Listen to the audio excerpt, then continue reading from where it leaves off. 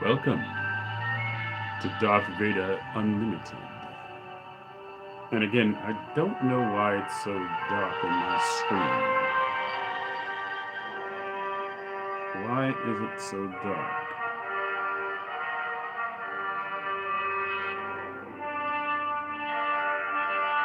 Well, it's mutual.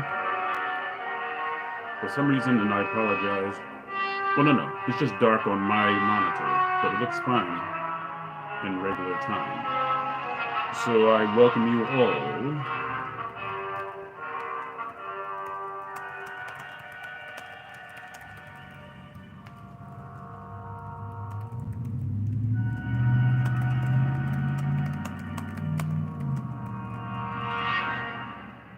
Yes, it is September 23rd. Sorry about that. Notification popped up. And where are we right now? We are currently, yes, that is Return of the Jedi, the Emperor's throne room that's playing in the background, and hopefully it's not too loud. Okay. I was initially going to come on wearing my Black Series Darth Vader helmet, but as soon as I got it on, I didn't have the accurate equipment or the technology to make sure that the lenses don't get fogged up, and it became a prison. It was literally a prison. I couldn't wait to get it off and remove it.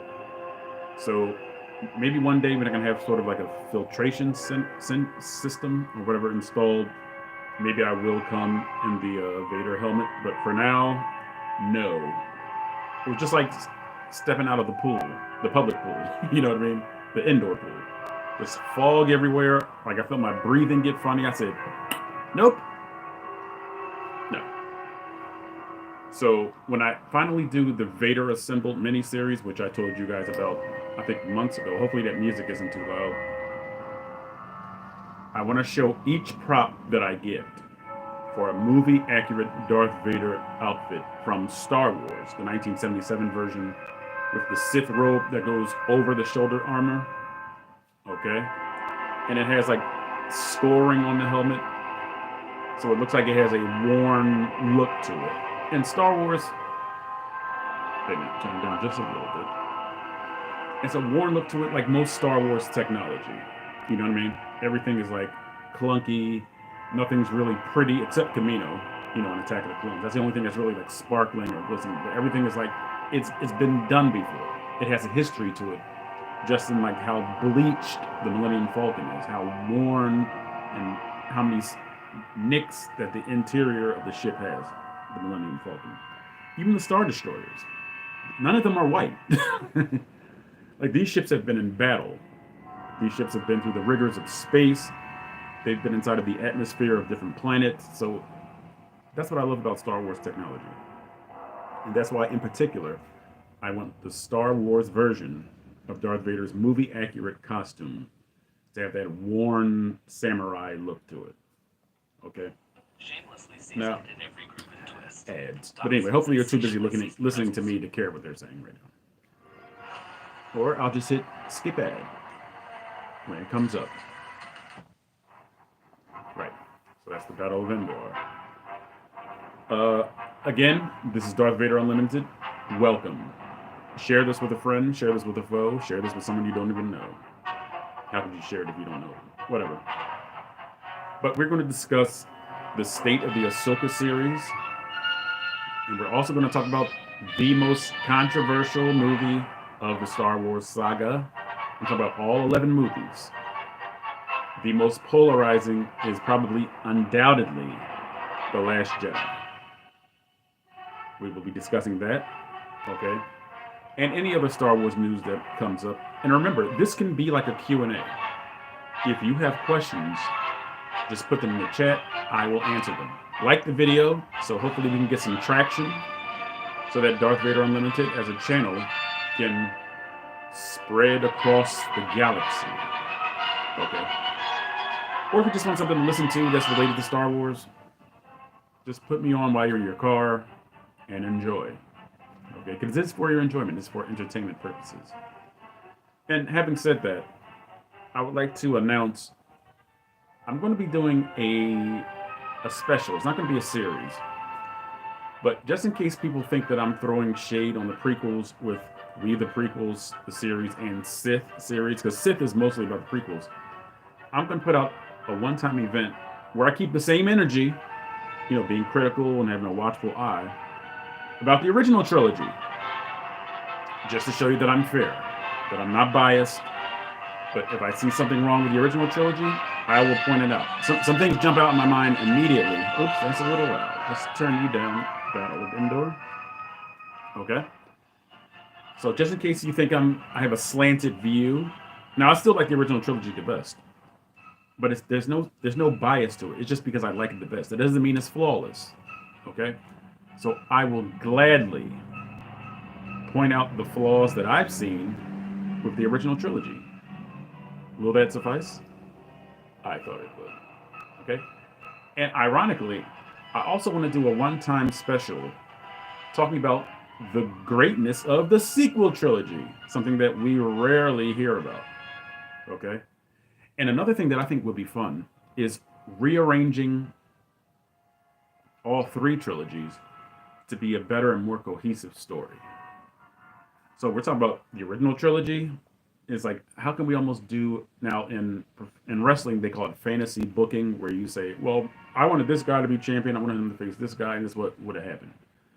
So it's basically going to be a fantasy booking of the Star Wars trilogies, the originals, the prequels, and the sequels. How can we rearrange them so that the stories will be more cohesive and flow forward? This is for entertainment purposes. I must always come out and say that. It's for entertainment. It's hopefully for your enjoyment. Okay, and again, this is Darth Vader Unlimited. I'm so glad that you've joined us. Leave a comment in the comment section. Ask a question. Ask for a live impersonation.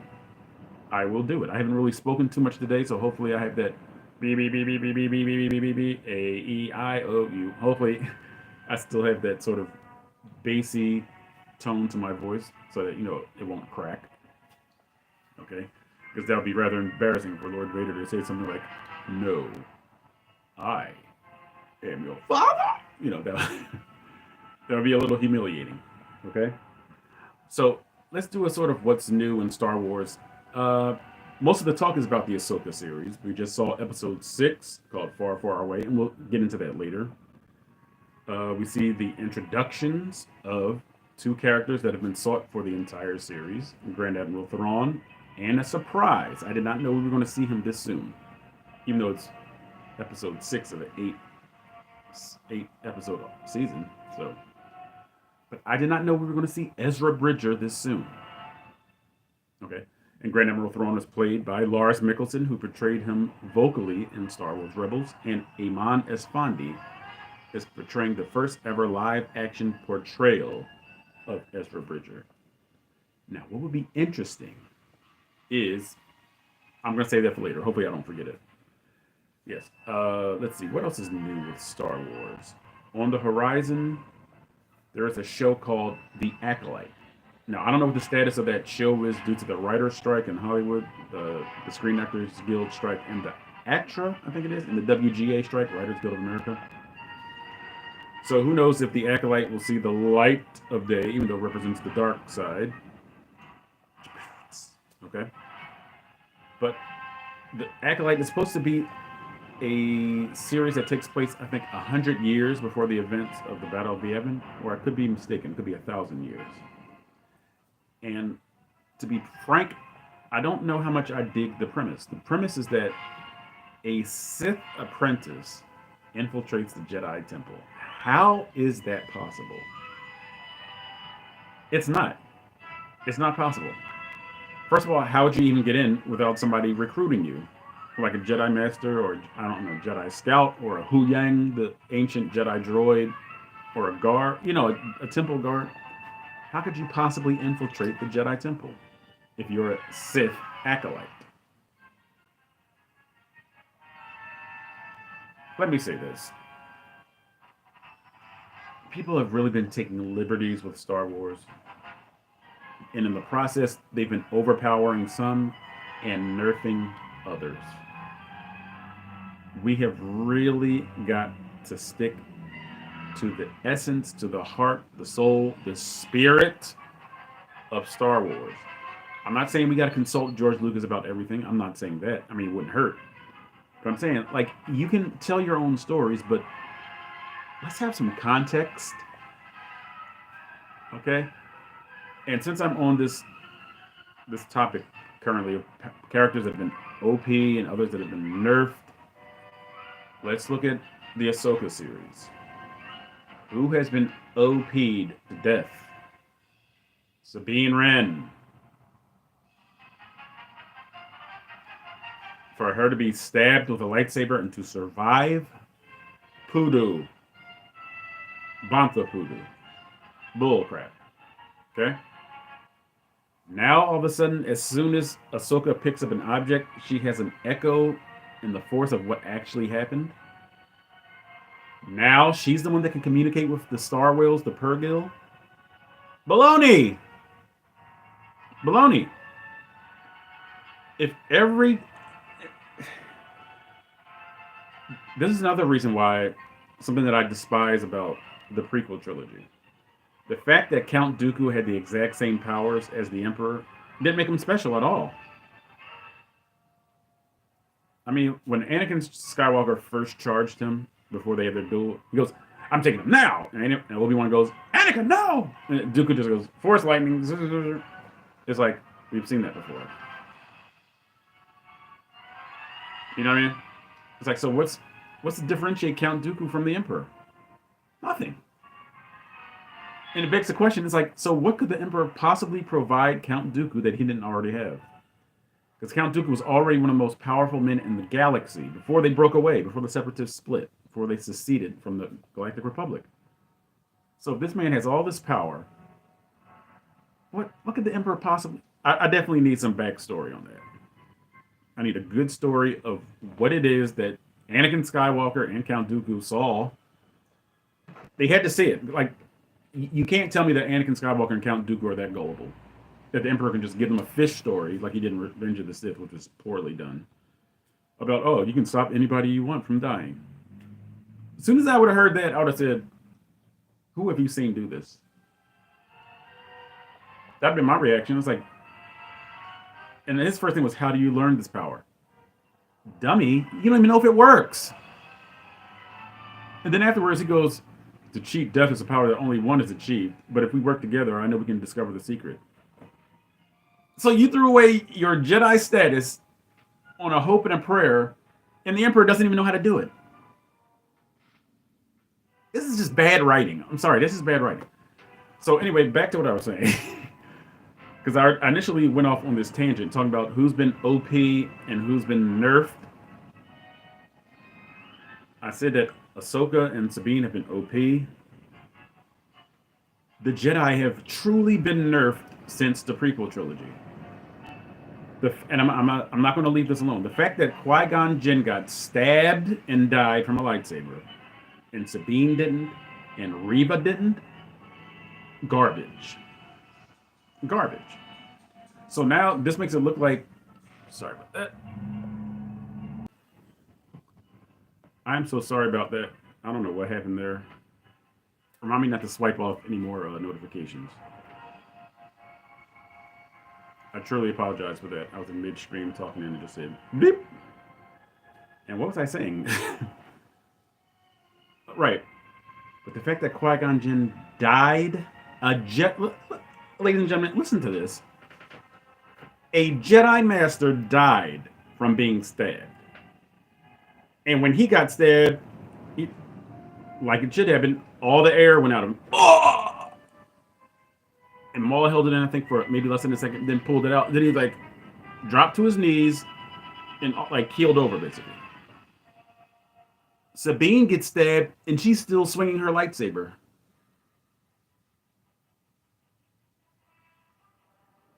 Really? Jesus, Jesus, corny. Then she just slowly afterwards, garbage. So we are nerfing lightsabers and we're making OP characters out of Sabine and Ahsoka. And again, Sabine is such an outstanding character in Rebels. You see how she was sort of torn, about her family I forgot where her family lived or whatever. How she risked everything to save her father. She was a brilliant tactician. She created the Duchess because she was sort of like a wide-eyed optimist about joining the Empire. She created it to neutralize the Beskar armor of the Mandalorians. This woman is a tactical genius. In this series, we get none of that genius. I mean, we do see like she can still, do things with puzzles and.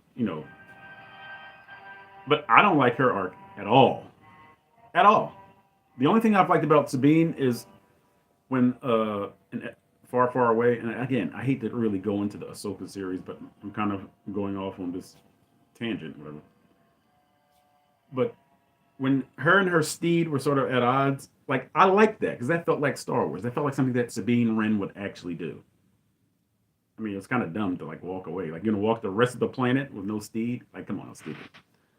But that's just her being, brash and whatever. And then her meeting these turtle snail creatures. Like her acting, like Natasha Lee Bordizio's acting was good. Even when they met Ezra, when they finally ran into Ezra, I thought it was a little prolonged. And I'm just saying that just to be critical. I'm just being critical. I'm not hating the episode. It's my favorite episode of the series. It took too long to hug. Like, really? You stayed on Lothal because of what Ezra asked you to do to protect Lothal. And then when you see him, it's just, oh, I know, I don't want to talk about that, right? I hope that they have I hope the meat of the next episode is Ezra and Sabine catching up. But before this episode, I have not really liked Sabine's arc at all. And I've also been critical of Ahsoka because we haven't got anything with Ahsoka except in Shadow Warrior when she had her underwater vision. Again, she was under the water for hours and didn't drown. Impossible. That's that OP stuff when you got bad writing, like, oh, well, we'll just take you through the Force. No, well, when she picked up the map, she heard Sabine talking to Balon Skull, and she said, I'll go with you. Corny. Bad writing. Bad. Okay? So, this takes me back to the Acolyte. I try to tie these threads together, but I usually get so frayed a lot of times, I forget to come back to the point. This new Acolyte series, whoever's in charge of it, and I don't have the person's name right here in front of me, stop nerfing the Jedi. Like, could a Jedi really infiltrate a Sith temple? No. So why should it work in reverse? Why should the Sith be able to infiltrate? Somebody please get smart. Please. And I'm really not trying to be too much insulting, but I like continuity. I like context. Can we stick to the script instead of nerfing some and OPing others? All right. So that's kind of what's new with Star Wars. And I think we're going to get into The Last Jedi. Okay, we're just about at the 20-minute mark. We're a little less than 19 minutes into the stream. And I usually don't try to stay on for an hour because I don't want my voice to give out. And if you come on, please participate. Please ask me a question. Please state something in the chat and we can just have a nice discussion. You know what I mean? All right. The Last Jedi, the much maligned second movie of the Star Wars sequel trilogy, directed by Rian Johnson. I believe he also did the screenplay. This movie has been raked over the coals primarily, I'm not saying entirely, but primarily because of his portrayal of Luke Skywalker. Okay? When I was watching this movie in the theaters, I was cracking up laughing at how Luke was behaving. Because it was almost like Yoda when Luke first landed on Dagobah. You know, Yoda was kind of like being a nuisance. He's being an irritant. He's like going into Luke's little cargo compartment going, get your ship out. He has like the lamp in his hand. He goes, no! Oh, and he's throwing stuff out. Yeah. And he's like fighting with R2. Like, come on. Yoda was being a nuisance to test Luke. Now, in this manner, Luke was not testing Rey. He was just an old curmudgeon that had enough. He basically went into exile. Why would Luke go into exile? So glad you asked. His master's master did it, Yoda, and Obi-Wan Kenobi did it. Now, Obi-Wan had a purpose. He was watching over Luke Skywalker, but he was still in exile. He wasn't on the grand stage fighting against the Empire or against Darth Vader. His mission was to watch over Luke. What was Yoda's mission? Yoda's mission, according to Qui-Gon Jinn, according to the 6th season of the Clone Wars, was to learn more about the Force. Was to learn how to bridge that gap between life and the cosmic force so that Yoda could come back just like Qui-Gon Jinn did. Now, contextually, it don't really make much sense. It's like nobody taught Qui-Gon this, so how could he just spontaneously come back? Who cares? Okay. But that was Yoda's mission, to learn more about the Force, to become more conscience aware. Okay? And maybe a side effect of him being more conscious of the Force was his superpower. Yoda was communicating from Dagobah, and I don't know how far that is on a star map, Dagobah and Lothal, with Kanan Jarrus and Ezra Bridger. Simultaneously. Yoda's powers of conscience were just amazing. Almost godlike. He's the one that even grants the Kyber crystal to Ezra Bridger. Like, Yoda was just so powerful. And it's not about him just being, doing super duper flips and fighting. It's just that his communion with the Force is what empowered him. And perhaps that was because of his training with Qui-Gon Jinn in exile. So it's not really far-fetched for Luke to do with Yoda and what Obi-Wan Kenobi did before him. And people say, no, Luke would always go out and fight. Perhaps. Would it have been a more exciting movie? Yeah. Yeah. And you have to think about it. What was the original idea in the first place? Why did they write Luke out of The Force Awakens? Luke Skywalker has vanished. Why did he vanish in the first place? Like, why cast all your aspersions on Rian Johnson and The Last Jedi when Luke tuck-tailed and ran in The Force Awakens, or before The Force Awakens happened? Why would he need to be found in the first place? So as we see, Luke Skywalker was just an issue throughout the sequel trilogy. Misused, of course. But we're talking about The Last Jedi here. And this is the one that gets more heat than The Force Awakens, even though he vanished before The Force Awakens happened. And then he turns around, he's like, he has the same look on his face of disappointment, like, you brought my lightsaber back to me. It wasn't like, Rey, I saw you coming. I'm ready to go fight. No, he was like distant. He wasn't inviting. So again, like I said, The Last Jedi really takes a hammering from Star Wars fans. But I'm somebody that you need to keep the same energy. You saw his face at the end of The Force Awakens. He vanished before The Force Awakens happened. That's what most of the plot was about The Force Awakens. Finding Luke. Why would Luke need to be found? Because he left. So, again, that's the primary reason why people don't like The Last Jedi. To be honest, The Last Jedi is easily my favorite movie of the sequel trilogy. There, I said it. It's easily my favorite. Easily. Okay. How do I feel about Luke? They made him a weirdo. Yeah, they made him odd. They made him strange. His character went on an unnecessary journey. He kind of journeyed backwards for some reason, which didn't make sense. It's like, Luke, you faced off against the Emperor and Darth Vader simultaneously to win back your father to the light side.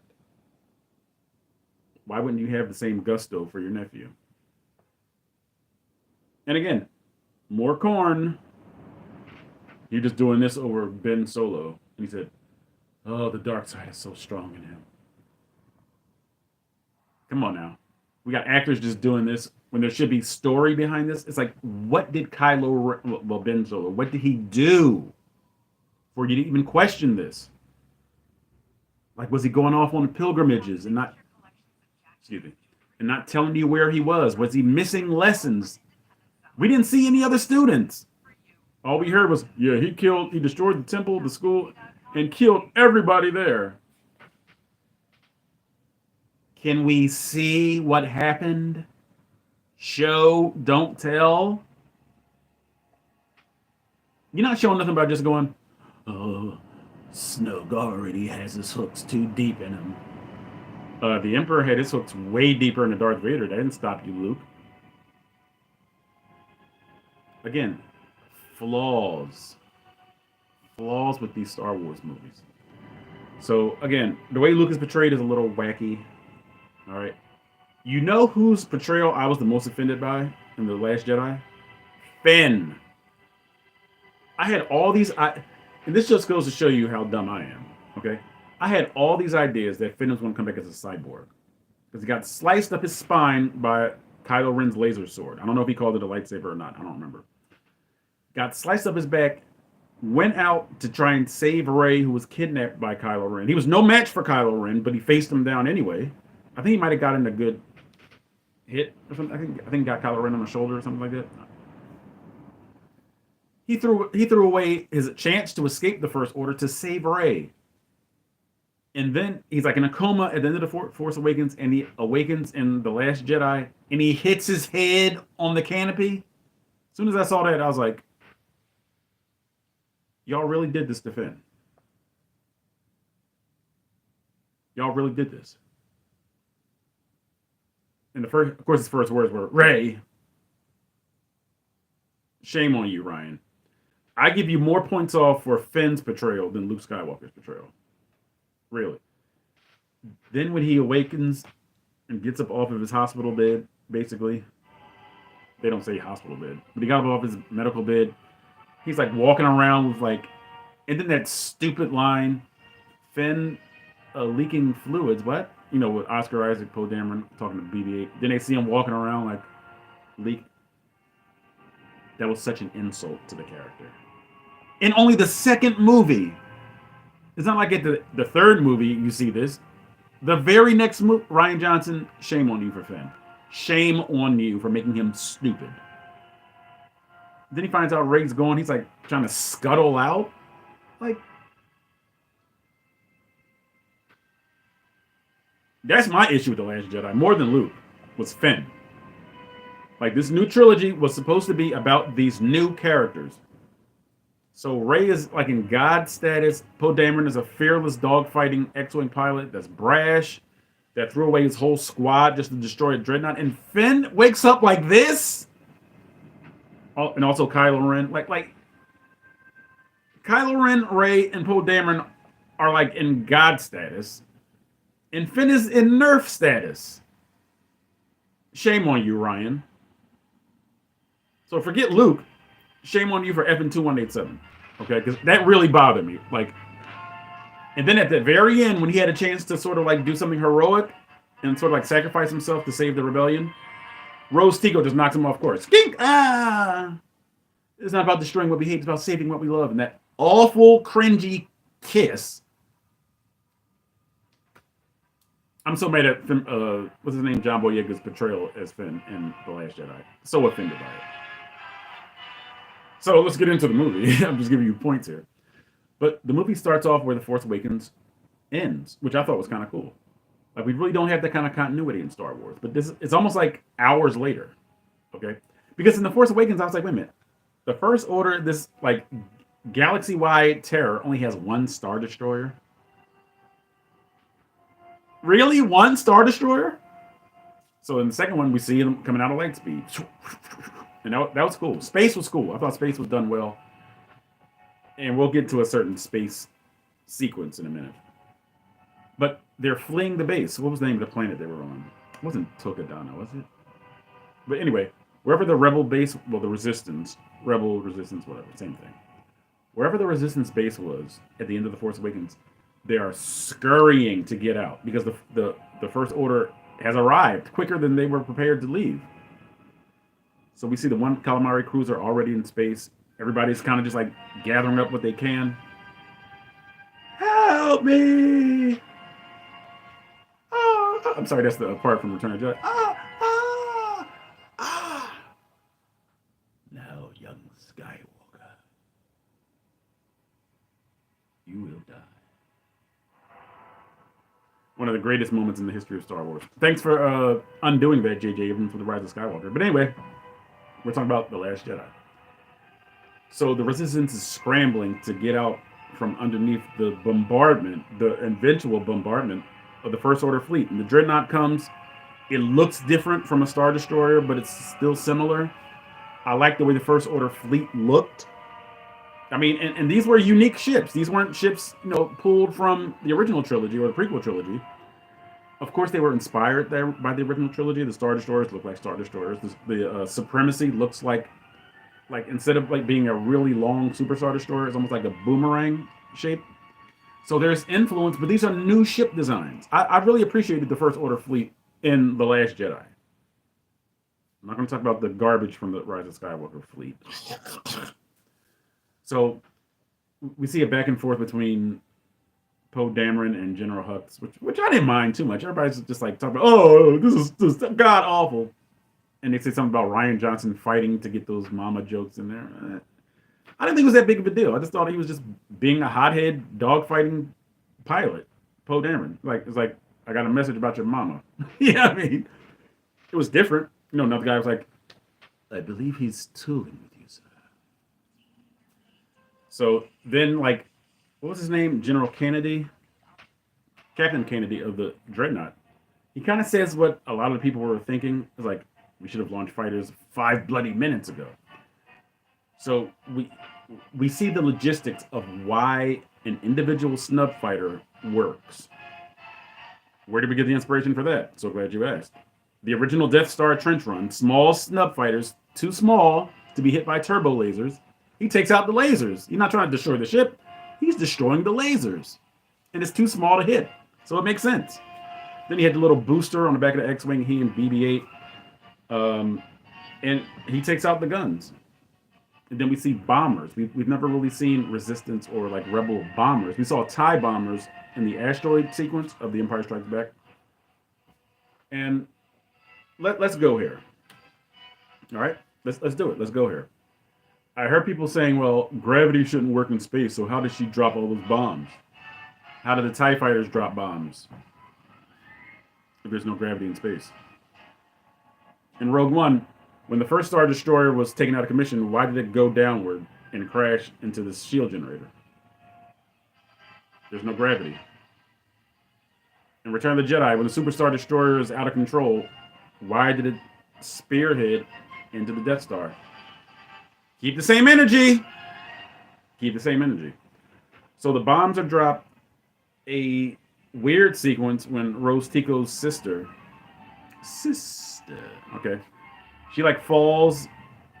She's not paralyzed because she lands on a metal walkway. Okay, from about, I'm not gonna say a full story up, but it's a far drop. It's a very long drop. Okay, anyway. So then the remote for the thing drops. She watches it fall past her. Then she turns over and catches it. I was like, what in the Cirque du Soleil just happened? Again, if you join me on this live stream, thank you so much. Leave a comment. I'll be more than glad to answer questions, to chit chat, to shoot the breeze, okay? And just talk about Star Wars stuff, okay? So somehow she caught it, hit the button, the bay door opens, and all these bombs drop out, and it destroys the Dreadnought. And it was a shame to see Captain Kennedy die. He seemed like a really good bad guy. I liked him. So it destroys the Dreadnought, but the Resistance fleet is annihilated at the same time. So as soon as we see a close-up of Poe Dameron, we just see Leia slapping. You're demoted. Okay. And then they go to light speed. All right. This was another problematic sequence with a lot of fans and a problematic sequence for me. You have a fleet. Why are you tailing this one ship? I'm sorry, no. It was more than one ship. It was more than one Resistance ship. But the main ship was the Resistance cruiser. Why didn't... Do you understand what I'm saying? Okay, chase, bombard, sure. But have ships come around from in front, right? And doesn't that make more sense? This is more like Battlestar Galactica. You know what I mean? I could see if the ship chasing them didn't have any fuel either. Ryan, come on, man. What were you thinking? All right. And then we see one of my favorite sequences of Star Wars. We see Snoke really tempting Kylo Ren to embrace that hatred. You know what I mean? Because to me, this is done masterfully. It's like we've never really seen somebody like tempted to the dark side like this. It's almost like the Emperor, and I'm saying that because I'm listening to the Return of the Jedi soundtrack. The Emperor was almost taunting Luke. Like there was nothing appealing about it. It's like kill me with your Jedi light. It's like you want me to do that. And then when Luke turned to the dark side briefly and cut off, Darth Vader's mechanical right hand, the Emperor ruined the moment by going, "Good, your hate has made you powerful." He's like standing there, he's got a shoulder hunch. He's just so enjoying this. It's like one thing you want to do is disappoint somebody you can't stand. He's like, "Your hate has made you powerful. Now, fulfill your destiny and take your father's place at my side." It's like, I don't like you. I like my dad. You know what I mean? So, to me, Snoke tempting Kylo Ren in The Last Jedi at the beginning is to me the most believable way to get somebody really entrenched in the dark side. So when he first comes in, like General Hux kind of gives Kylo Ren like a lackey look to Kylo Ren, which is unbelievable. And Kylo Ren kind of just walked past him, and Snoke kind of like pits him against General Hux. He's like, it's like a cur at the end of a leash can be. I don't know all the dialogue. I apologize. But then Snoke like turns the table on Kylo Ren, and he's like, "You disappointed me," in so many words. Again, I don't know the dialogue from The Last Jedi. And Kylo Ren like is kneeling. He looks up, and is like, "Bro, I've doing everything to the dark side." And Snoke's like, "Take off that ridiculous mask." And I was in the theaters like, "Okay, where are we going with this?" So then he goes, and this is where the real Kylo Ren comes out. Not the mask. The mask is useless to me. To me, it's just fluff. It's just a facade. It's not like Vader. Like Vader's like the face of the Empire. Like this is the face of evil. But Kylo Ren's mask was just him hiding behind something. So as soon as he removes it and you see Adam Driver's face, I'm like, no, there's the real Kylo Ren. And then Snoke says it. There it is. There's all that anguish, and he's just trying to wind Kylo Ren up more. And he's like, Kylo Ren says, "I killed Hans." He says something about like you have too much of your father in you, kind of like harkening back to what Aunt Beru said about Luke. Luke's just not a farmer, Owen. He has too much of his father in him. That's what I'm afraid of. And Uncle Owen responds with that line. So basically, he's like, "There's too much of your father in you, Han Solo." And Kylo Ren kind of bites back, "I killed Han Solo." And Snoke is like, you see Snoke walking. It looks a little CG. He's walking. He's like, "And the deed split your spirit to the bone." He says, he's like yelling too. He's like, "You were unbalanced. Bested by a girl that never held a lightsaber. You failed!" And that's just really winding up Kylo Ren. And Kylo Ren gets up. I don't know what he's going to do. And Snoke kind of borrows something from the Emperor's playbook, which we've seen before with Count Dooku. Kind of casts a little lightning bolt on the floor, and Kylo Ren like falls back. And then his guards go zing in the background for some reason. And so Snoke is talking about, he's like, your efforts allowed like the spark of the Jedi to kind of be rekindled or reignited. And he's like, until you kill Luke and you exterminate this girl, he's like, there's hope for the galaxy. And he says, I thought that you were going to be like the next Vader. He's like, but you're no Vader. He's like, he sat back down disgusted. He's like, you're just a child in a mask. Whoa. Whoa. You talking about riling somebody up. Kylo was done. He's like hyperventilating in the elevator, the lift, as they call it. He destroys his helmet. He says, ready my ship. He's like, I'm going to show this old dude that I'm here for the dark side. I'm here for the smoke. I want the smoke, Snoke. Anyway, so then he gets in his ship, and from the trailer, I'm like, is there going to be a dogfight between Oscar Isaac's Poe Dameron and Adam Driver's Kylo Ren? That'd have been interesting. So again, Kylo Ren just wants all the smoke. He comes in, guns blazing, like he destroys the launch bay, so Oscar Isaac's character couldn't get to his ship in time. And they're just waylaying this cruiser, this calamari cruiser. Kylo and the two,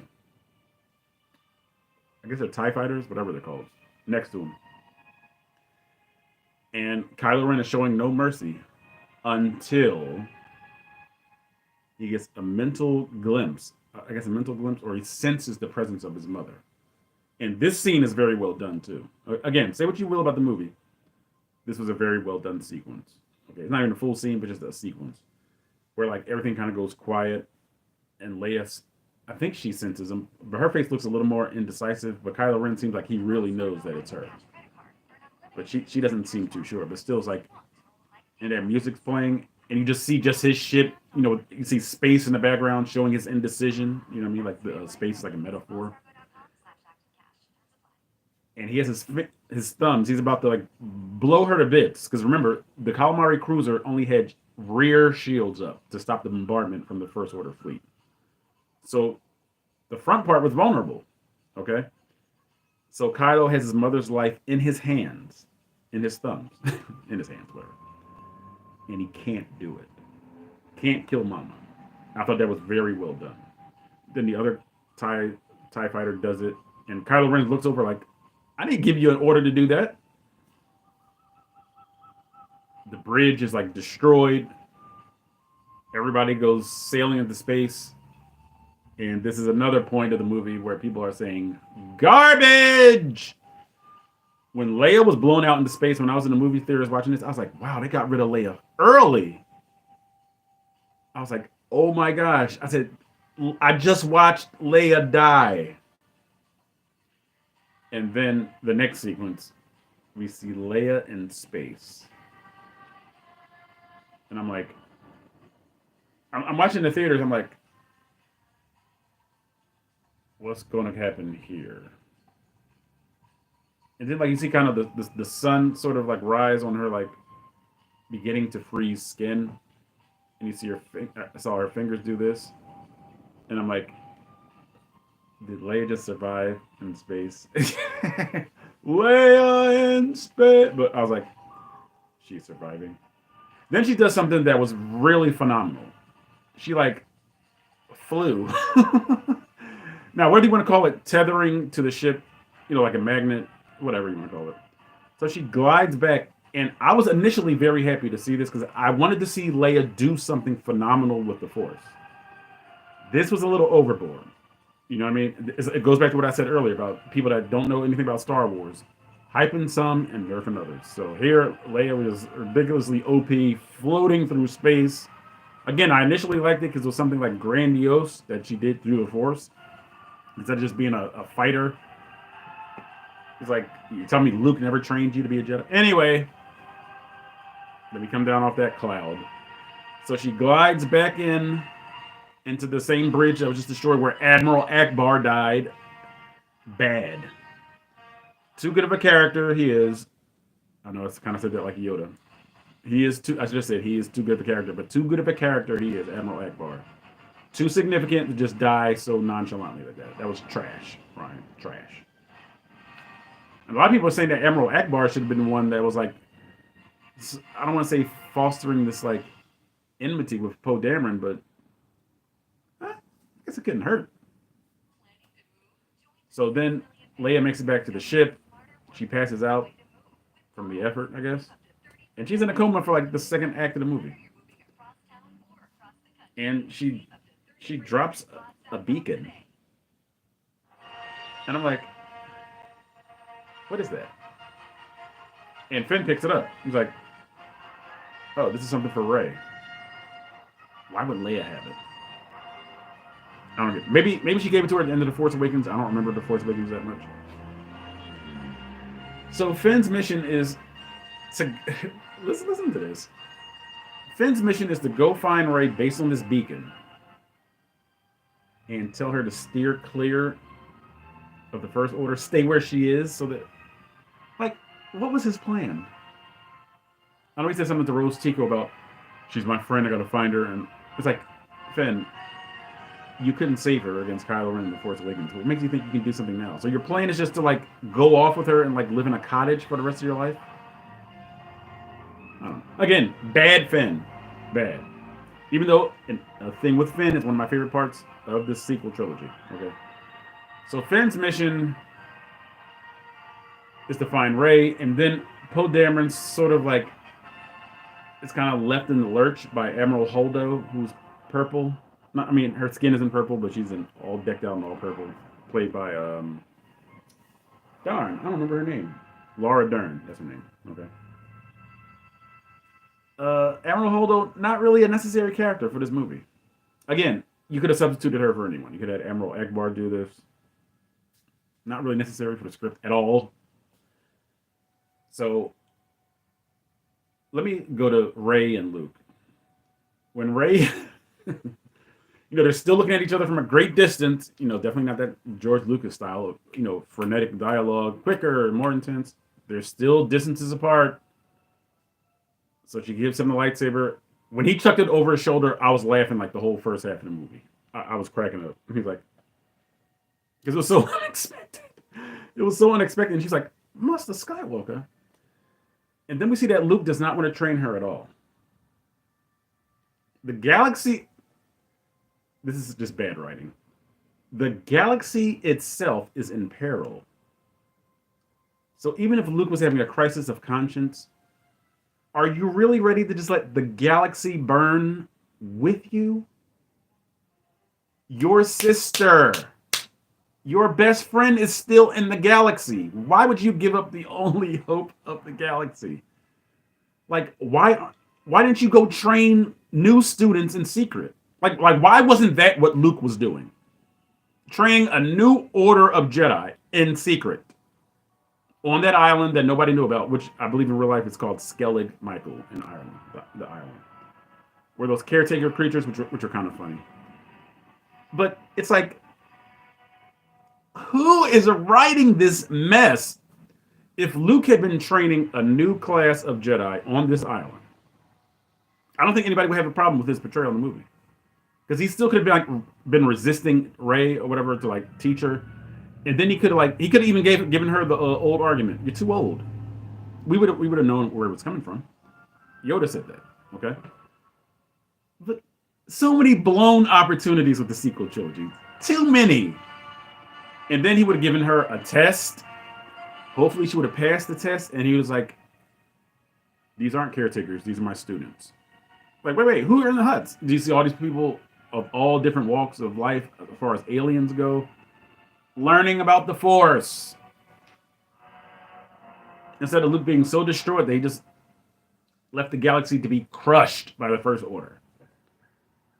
Because Yoda tells Obi-Wan, your mission is to look over Luke so that there's hope in the galaxy. Luke is hopeless. He doesn't have any hope for the galaxy. That's why it's bad. That's why it's bad. Okay? And there's really nothing good about Luke on this island. There's no like standout sequence at all, until the arrival of an original trilogy character. There's some, I don't want to say foreplay because that might sound like it's being too suggestive, but there's some hijinks in the Force, which I thought was pretty cool, actually, where Kylo Ren and Rey are like kind of seeing each other, and they're like, and the first thing Kylo Ren does is something evil, which makes sense. He goes, "You'll show me where Luke Skywalker is." And it doesn't work. He's like, is she really there? I don't know. And she's like, you know what I mean? And several times in the movie, they're having this like transgalactic like confabs. And then there's one point where I think after the second one, not the one where he was shirtless, but where he's like or was that the first? I don't remember. But there's like rainwater on his glove. And I'm sitting there like, this is interesting that they're going this route. You know what I mean? Because there hasn't been much explanation of the Force in The Force Awakens. There's been no enhancement. It's just all been float the lightsaber to me. Let me use a Jedi mind trick. which she had no reference point for or knowing that it exists, except through the Force. More bad writing, more making her OP because you don't know anything about Star Wars. Okay. Sorry, skip ahead. And obviously, the deep dive into The Last Jedi is going basically till the end of the live stream. So we'll talk about Ahsoka next Saturday. Okay. But just bad writing. Bad. Bad, bad, bad. All right. So Luke says, I'm not going to train you. He tells her about how Kylo Ren turned to the dark side. She says, I don't sense anything from you. She said, you abandoned the Force or something. And Luke says, I've seen the Force this raw on one other person before. He said, and I didn't want to mess with it again. But and Luke actually uses the name Darth Sidious. How he found out that name? Eh. I don't know. So let's fast forward to some good points, to great points, excuse me. Because it's too much to, the story is very convoluted in The Last Jedi. So Luke is visited by Yoda when Rey leaves, and he refuses to teach. Well, he gave her 3 lessons, which are kind of weak anyway. He says, I'm going to burn this Jedi tree down. And Yoda's like, all right, go ahead. And it's almost like Luke was like, you going to stop me? And Yoda's like, all right, but you're not going to do it because he's about to destroy it. Then Yoda goes, all right, let me do it. There's another arguing point. It's like, how is the Force Ghost able to summon lightning? I don't know. It's different, though. So Yoda destroys the tree. And his talk with Luke is the best moment in the sequel trilogy. To me, it's the best moment. Okay. Tells Luke about pass on what you've learned. You failed. Pass that on to your students. Let them know they're not infallible just because they're Force users. You know what I mean? It's like you are capable of making mistakes, but you have to bounce back from them. He said, lost Ben Solo, you did. Lose Rey, we must not. And it's a beautiful, it's probably the only touching moment in the sequel trilogy to me. Because at the end of that moment where they're both watching the tree burn, I felt it in the chest. I was like, Yoda, Luke. You know what I mean? So we're not even going to talk about Canto Bite, a waste. Okay, even though there's a payoff at the end with Canto Bite, but basically Finn and Rose go on some mission to find some computer hacker. Like the Resistance didn't have a computer hacker. Really? The Resistance doesn't have a computer hacker.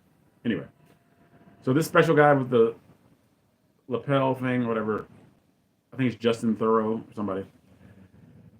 He's gambling. They get arrested, Rose and Finn. They meet up with DJ, who's a hacker, who uses like these little like metallic cards to like bypass stuff, which makes more sense, I guess. So he's more of a sort of practical, hands-on hacker, and he has a stutter. People are saying that's from him being electrocuted using those things. It's like, all right. DJ, people say it's Don't Join, played by Benicio del Toro. All right. So they bring him along, and the idea is, again, another convoluted story point. To get the Supremacy, the lead ship in the fleet, to, I guess, break its hold on the Resistance fleet, or something about a cycle and blah, blah, blah, blah, blah, blah. They go aboard the ship. DJ sells them out. Then we see another one of my favorite segments in the entire sequel trilogy: the fight between Finn and Phasma. It's short. I wish it was a little longer. Pause. But it was pretty cool. It might be the best fight in the trilogy, which isn't saying much, because no lightsaber duels are good in this fight. I mean, in this trilogy.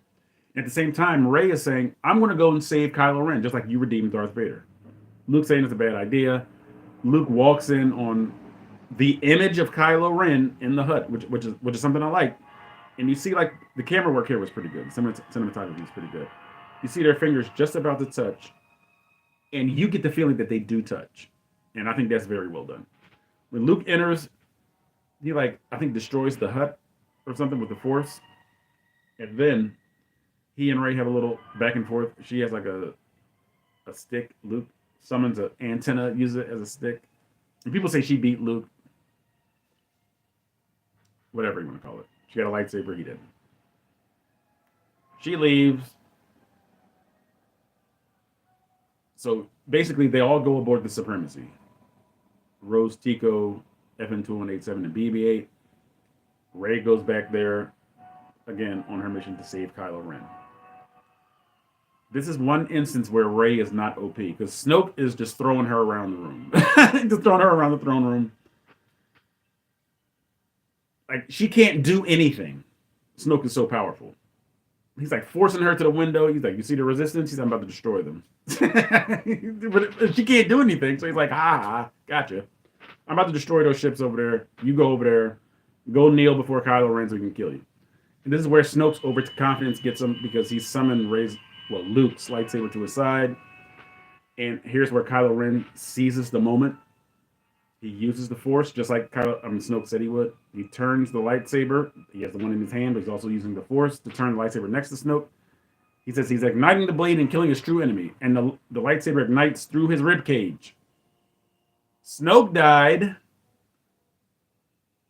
but Sabine and Reva don't. So Kylo Ren summons the lightsaber. It basically cuts Snoke in half, kind of like Darth Maul. Okay. And then, in an unexpected turn, Rey and Kylo Ren fight off the Praetorian guards with their lightsabers, okay? Which I thought was all right. But then they have another disagreement. Kylo Ren wants it all. He's from the dark side. He's evil. He will not make a pact with her. He wants everything. If he can't have her, he'll kill her. So they're fighting over Luke's lightsaber with the Force, and the strength of their pull, each person's pull on the Force, causes like a big explosion. And at the same time, the Supremacy is shooting down the Resistance craft going down to the planet Crate. Admiral Holdo turns the Calamari cruiser around. She goes to hyperspace and destroys most of the Resistance First Order fleet, which is one of the most visual, breathtaking spectacles cinematically in Star Wars. Okay, let's not front. Keep the same energy. It's one of the best shots in Star Wars. It's soundless, like it's supposed to be in space. Beautifully shot. In the process, Rey escapes somehow aboard the Millennium Falcon. When everybody wakes up, Finn and Phasma have their fight, which is very well done. Then they go down to the Crate surface and they kind of reenact the Battle of Hoth. The big guerrilla walkers. And then you can kind of tell, like, based on the Star Wars formula, you can tell Luke's going to show up. Because he's the only hope. Help me, Leia. He's your only hope. Instead of help me, Obi-Wan Kenobi. Luke shows, and the first thing I'm thinking is, where to get the lightsaber? Why is his hair different? These are things that I thought at first. I'm like, wait a minute. So he shaved, got a haircut just to fight and die? Because I'm fully expecting Luke to just sacrifice himself here so the Resistance can get away. So they're fighting. It looks like snow, but it's just salt, and there's like a red residue underneath it. So Luke and Kylo have a duel where they never exchange lightsabers. Luke is just dodging the whole time, and I never picked up on this. You see Kylo Ren plant his foot. You see the streak of red beneath his foot. Luke plants his foot. There's no streak of red. I did not see that the first time. And then Kylo just impales him. And no. He's like sliced him. And I'm like, oh my God, he just killed Luke. You know what I mean? Because the way it's shot very well done. Because him coming to a halt, Kylo Ren, after like running and slicing, he comes to a halt. And there's red, which is kind of almost like a metaphor for blood. So you're thinking Luke's dead. And then he turns around like, and Luke just turns back around like, nah, kid, I'm good. And Kylo Ren's like, stabs him and goes through him. And he realizes it's a Force trick. And Luke is actually still on whatever the name of that island is. Skellig Michael. Okay. And he's Force projecting himself across the galaxy. And the effort kills Luke. The effort kills Luke. So yes, that's why The Last Jedi is so decried. D-E-C-R-I-E-D. That's why people do not like this movie. I know why people don't like it, but it's still the best of the bunch to me. You know what I mean? So that's basically the end of the movie. And at the tail end, before the end credits roll, okay, because everybody escapes, of course, because Luke provided that distraction for him. Everybody makes off. And the Millennium Falcon, which I thought was very courageous. It's like the whole Resistance. And it looks like we're going to go past the hour mark, maybe just 5 minutes or so. The whole Resistance is in the Millennium Falcon. For the third movie, I was like, how are we going to start this off? It's like the Resistance is only like 50 people. I was like, so hopefully we'll see Lando return. I'm thinking this about the third movie in the trilogy. Because we knew ahead of time that Colin Trevorrow, who directed Jurassic World, was going to direct this third movie. So I'm like, so Leia has got to go and appeal to the rest of the galaxy in person. She can't send anybody anymore because they can't risk the manpower. And unfortunately, Carrie Fisher, the actress, had already died prior to the release of The Last Jedi. So, very sad about that. And at the very end of the movie, as I said, there is a payoff from Canto Bight because there were stable boys. There were, I forgot what the name of those creatures were. They looked pretty good. The special effects were pretty good when they trampled and ransacked the casino. And one of the stable boys summons a broom with the Force. I did not catch this when I first saw it. And then it's like, because I heard other people say it. Like, did you see that? I'm like, what? Did I blink? I must have blinked and missed it. The second time I watched it, yes, I watched it twice. No, I think I saw like 4 times in theater. The second time I actually saw him put his hand out and the broom come to him. I'm like, this little boy got the Force. And when I saw my family, they were like, really like, yo, who's this little kid? You know what I mean? So The Last Jedi was an enjoyable movie experience, but I know why it's so decried because of Luke Skywalker. I hate aspects of this movie because of how Finn is treated. To me, that was a bigger crime. I mean, I know everybody loves Luke because he's one of the original trilogy members. He's the primary protagonist of the original trilogy. But Finn, Kylo Ren, Poe Dameron, and Rey were supposed to be like the glue of this trilogy. So the fact that they just made him a buffoon, thumbs down for you, Rian Johnson. All right, so that was The Last Jedi, my favorite movie of the sequel trilogy. Argue with me if you like. I'm going to agree, and I'm also going to talk about the other 2 films, The Force Awakens and The Rise of Skywalker, and why I don't like them as much as The Last Jedi. Thank you guys so much for watching. Please share, okay? I would greatly appreciate it so that Darth Vader Unlimited can spread across the galaxy and grow. Give yourself... No, don't do it. But as always, may the Force be with you.